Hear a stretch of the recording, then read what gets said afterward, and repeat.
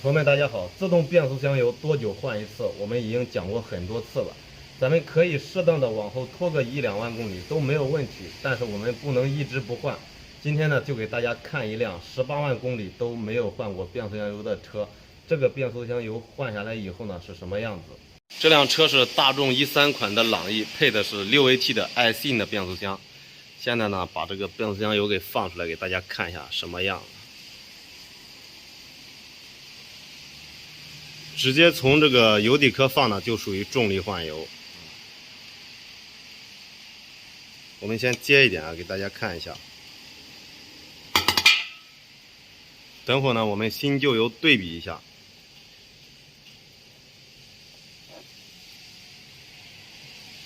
非常黑啊！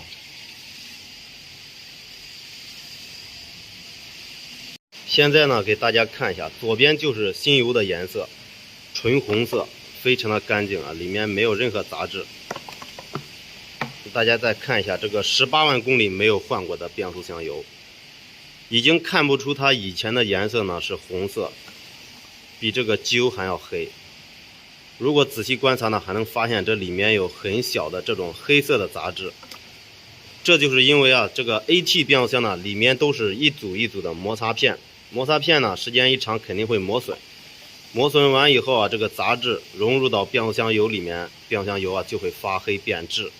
而且这个油闻起来还有很大的焦糊味，就证明这个摩擦片呢现在已经出现了轻微的烧蚀。那如果出现这种情况，咱们以后即使再频繁的去换油，那这个摩擦片啊是绝对不可能再恢复到以前的状态，这种磨损是不可逆的。所以咱们的变速箱油呢，可以适当的往后拖个1、2万公里，这都没有关系。但是呢，不能一直不换，特别是 AT、CVT 的变速箱。那这种双离合的变速箱呢，如果你超个3、5万公里也是没有很大问题的。但是呢，我们不能长期不换。像这个车18万公里不换这个变速箱油，那这个变速箱现在已经开起来有轻微的顿挫啊，这种问题即使以后再换变速箱油呢，也不会再去修复。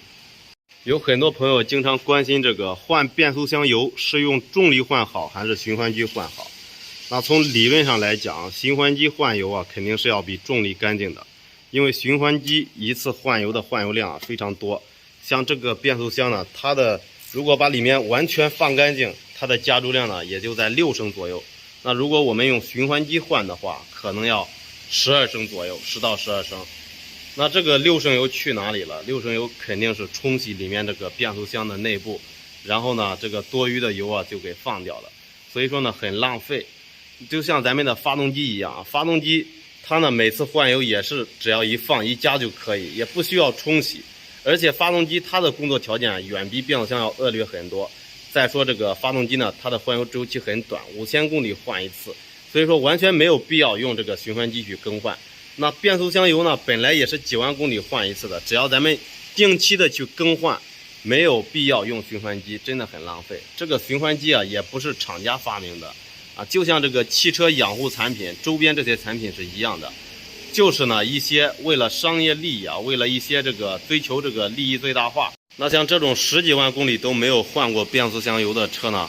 更不建议大家用循环机去更换。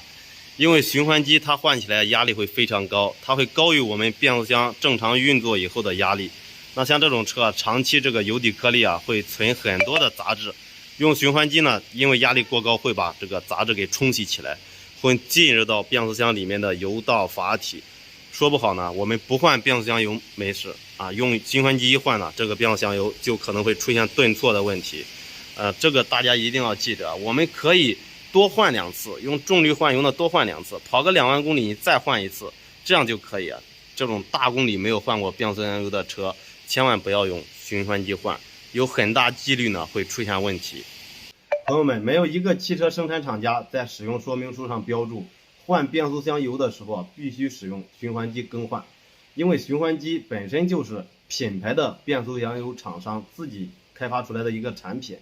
那所以呢，这属于一个汽车的周边产品，大家只要按照自己的说明书定期去重力更换变速箱油是完全没有问题的。那大家呢也不能一直不换，像这个车一样，因为重力换油它的价格一般都不贵，不像循环机一样换一次油呢最少也要上千元。重力换油呢，很多车像咱们10几万、20万左右的家用车呢，一般都是300到500元一次，